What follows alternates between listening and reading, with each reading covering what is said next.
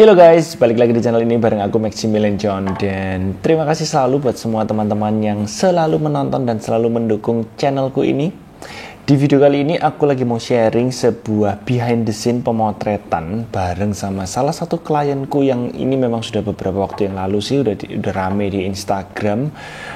Tapi aku baru sempat ngupload behind the scene-nya sekarang. Namanya adalah Calvin and Debbie. Dan memang Calvin ini adalah penyandang cerebral palsy. Jadi beliau harus selalu duduk di kursi roda dan motretnya pasti ada challenge-nya tersendiri.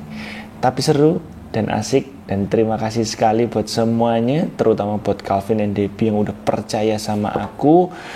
Dan sambil teman-teman nonton behind the scene ini, aku akan menjelaskan bagaimana situasinya.